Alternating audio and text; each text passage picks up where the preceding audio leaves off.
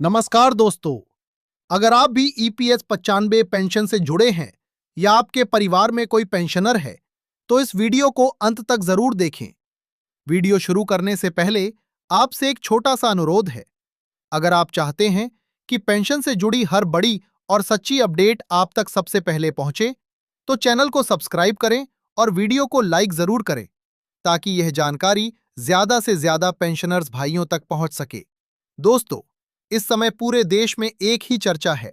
क्या 19 फरवरी को EPS 95 pensioners के जीवन में ऐतिहासिक बदलाव आने वाला है? क्या न्यूनतम पेंशन 1,000 रुपए से बढ़कर 7,500 रुपए प्लस डीए होने जा रही है? और क्या बजट के मंच से सरकार इस पर कोई बड़ा ऐलान कर सकती है? ईपीएस 95 यानी कि कर्मचारी भविष्य निधि संगठन के अंतर्गत आने वाली पेंशन योजना, जिसके लाखों लाभार्थी वर्षों से न्यूनतम पेंशन बढ़ाने की मांग कर रहे हैं। वर्तमान में 1,000 रुपए की न्यूनतम पेंशन में जीवन यापन करना कितना कठिन है, ये किसी से छिपा नहीं है। दवाइयों के दाम बढ़ चुके हैं, रसोई का खर्च बढ़ चुका है, गैस सिलेंडर से लेकर रोजमर्रा की चीजें महंगी हो चुकी हैं। ऐसे में पेंशनर्स का कहना है कि सम्मानजनक जीवन के लिए कम से कम 7,500 रुपए और उस पर महंगाई भत्ता यानी डीए मिलना ही चाहिए। सूत्रों के हवाले से यह चर्चा तेज है कि बजट सत्र से पहले उच्च स्तर पर बैठकें हुई हैं। दावा किया जा रहा है कि पेंशनर्स की मांगों को अब और लंबित रखना सरकार के लिए आसान नहीं होगा। हालांकि अभी तक कोई आधिकारिक अधिसूचना जारी नहीं हुई है, लेकिन चर्चाओं ने उम्मीदों को जरूर बढ़ा दिया है। पेंशनर्स आंदोलन का नेतृत्व कर रहे कमांडर अशोक रावत लगातार ये कह रहे हैं कि इस बार केवल आश्वासन नहीं बल्कि ठोस आदेश चाहिए। उनका साफ कहना है, हमें तारीख नहीं, पैसा चाहिए। अगर 19 फरवरी को बजट भाषण में पेंशन बढ़ोतरी का स्पष्ट जिक्र नहीं हुआ या खातों में कोई ठोस क्रेडिट नहीं दिखा, तो देशव्यापी आंदोलन तेज किया जाएगा। दोस्तों, यह भी चर्चा में है कि सरकार पेंशन को डीए से जोड़ने पर विचार कर रही है। अगर ऐसा होता है, तो हर साल महंगाई के अनुसार पेंशन में स्वतः वृद्धि होगी। ये कदम पेंशनर्स के लिए लंबी अवधि में बहुत बड़ा सहारा साबित हो सकता है। लेकिन यहां सबसे बड़ा सवाल यही है, क्या यह सब 19 फरवरी से लागू होगा या फिर एक और इंतजार? सोशल मीडिया पर कई तरह के लेटर और दस्तावेज वायरल हो रहे हैं, जिनमें 7,500 रुपए प्लस डीए लागू होने का दावा किया जा रहा है। लेकिन जब तक आधिकारिक वेबसाइट या मंत्रालय की ओर से अधिसूचना जारी नहीं होती, तब तक किसी भी दस्तावेज को अंतिम सत्य नहीं माना जा सकता। इसीलिए हम आपको केवल वही जानकारी दे रहे हैं जो विश्वसनीय सूत्रों और आधिकारिक संकेतों पर आधारित है।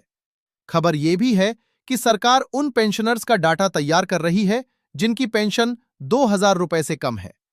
इसका मतलब यह हो सकता है कि सबसे कमजोर वर्ग को प्राथमिकता देने की योजना बनाई जा रही है। अगर बजट में विशेष सीनियर सिटीजन पेंशन फंड या अलग आवंटन की घोषणा होती है, तो ये ईपीएस 95 पेंशनर्स के लिए एक निर्णायक मोड़ हो सकता है। कमांडर अशोक रावत ने अपने हालिया संबोधन में कहा है कि ये लड़ाई केवल पैसों की नहीं, बल्कि सम्मान की है। कई साथी इस संघर्ष के दौरान दुनिया छोड़कर चले गए, लेकिन उनका सपना अभी अधूरा है। उनका कहना है कि जब तक 7,500 रुपए प्लस डीए लागू नहीं होता, तब तक आंदोलन खत्म नहीं होगा। अब बात करते हैं संभावित परिदृश्य की। अगर 19 फरवरी को बजट में पेंशन बढ़ोतरी की घोषणा होती है, तो आगे की प्रक्रिया क्या होगी?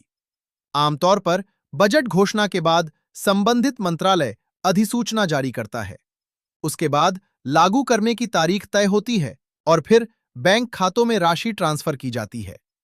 कुछ जानकारों का मानना है कि सरकार डायरेक्ट बेनिफिट ट्रांसफर यानी डीबीटी के माध्यम से सीधे खातों में राशि भेज सकती है। लेकिन अगर घोषणा नहीं होती, तो आंदोलन की रूपरेखा क्या होगी? पेंशनर्स संगठनों ने संकेत दिया है कि रेल रोको, धरना प्रदर्शन और दिल्ली कूच जैसे कदम उठाए जा सकते हैं। हालांकि अभी तक अंतिम निर्णय बजट के बाद ही लिया जाएगा। दोस्तों, 19 फरवरी का दिन केवल एक तारीख नहीं है, ये लाखों परिवारों की उम्मीदों का दिन है। जब वित्त मंत्री संसद में बजट भाषण देंगी, तो हर पेंशनर की नजर टीवी स्क्रीन पर होगी। हर शब्द को ध्यान से सुना जाएगा। क्या ईपीएस 95 का नाम लिया जाएगा? क्या 7,500 रुपए प्लस डीए का जिक्र होगा या फिर एक बार फिर केवल आश्वासन मिलेगा? दोस्तों, अब सवाल यह उठता है कि अगर बजट में घोषणा होती है तो उसका सीधा असर कितने लोगों पर पड़ेगा। अनुमान है कि ईपीएस 95 से जुड़े करीब 65 से 75 लाख पेंशनर्स इस फैसले से प्रभावित होंगे।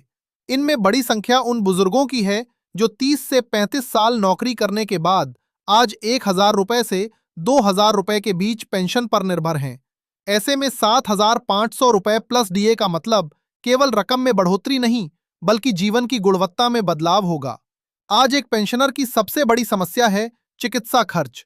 उम्र बढ़ने के साथ दवाइयों की जरूरत भी बढ़ती है। प्राइवेट अस्पतालों का खर्च उठाना मुश्किल हो जाता है। अगर पेंशन में वास्तविक बढ़ोतरी होती है तो सबसे पहले राहत दवाइयों और इलाज में मिलेगी। इसके अलावा किराया, बिजली बिल, राशन और अन्य जरूरी खर्चों को संभालना भी थोड़ा आसान होगा। कुछ विशेषज्ञों का मानना है कि अगर सरकार 7,500 रुपए प्लस डीए लागू करती है तो उसे इसके लिए अलग से बजटीय प्रावधान करना होगा, क्योंकि यह केवल एक छोटी राशि का संशोधन नहीं है, बल्कि पूरे ढांचे में बदलाव होगा। ऐसे में वित्त मंत्रालय, श्रम मंत्रालय और कर्मचारी भविष्य निधि संगठन के बीच समन्वय बेहद जरूरी होगा। राजनीतिक दृष्टि से भी यह फैसला अहम माना जा रहा है। अगर बजट से पहले या बजट के दौरान यह घोषणा होती है तो इसे एक बड़े सामाजिक निर्णय के रूप में देखा जाएगा।